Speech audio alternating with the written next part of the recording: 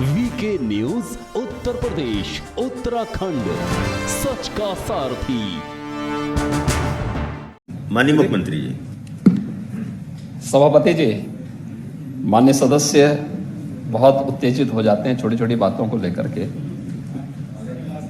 मत्स्य संपदा योजना के अंतर्गत मछुआ समुदाय से जुड़ी भी जितनी भी उपजातियां हैं, उन सब के कल्याण के लिए केंद्र और राज्य दोनों सरकारें पूरी संवेदनशीलता के साथ, पूरी ईमानदारी के साथ और पूरी प्रतिबद्धता के साथ कार्य कर रही हैं।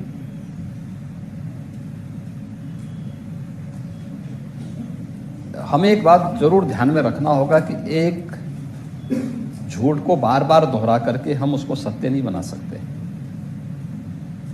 मछुआ समुदाय को जो भी अधिकार दिए गए थे, ये भारतीय जनता पार्टी नेतृत्व की 1991 की सरकार ने दिए थे।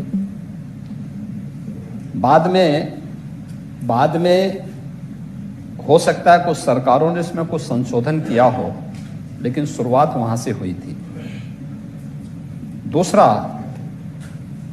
जब माननीय उच्च न्यायालय ने इस पर रोक लगाई और फिर एक पॉलिसी बनाने के लिए कहा, उस पॉलिसी के अंतर्गत वर्तमान में प्रदेश के अंदर खनन के सभी पट्टे आवंटित होते हैं, बाकायदा उसकी निविदा जारी होती है, टेंडर की प्रक्रिया पूरी होती है और उस कार्यक्रम को फिर व्यवस्थित रूप से आगे बढ़ाया जाता है।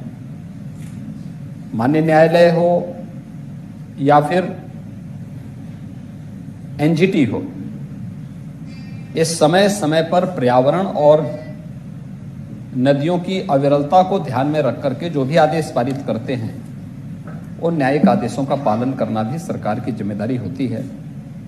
सरकार न केवल मछुआ समुदाय से जुड़े हुए सभी तबके के हितों के लिए, बल्कि पूरे प्रदेश की 25 करोड़ जनता के हितों को पूरा करने, उनका संवर्धन करने के लिए पूरी सजग है, सचेत है।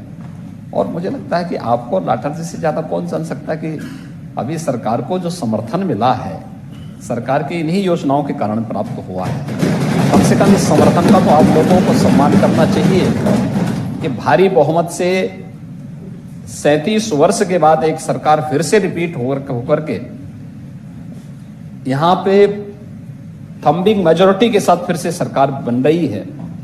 5 साल धमाकेदार तरीके से काम किया है और फिर से रिपीट होकर के हम लोग आ रहे हैं। जन समर्थन कैसे अच्छा उदाहरण और क्या हो सकता है। इसलिए आपको कम से कम उस जन समर्थन का सम्मान करना चाहिए और सही तथ्यों को सदन में रखना चाहिए।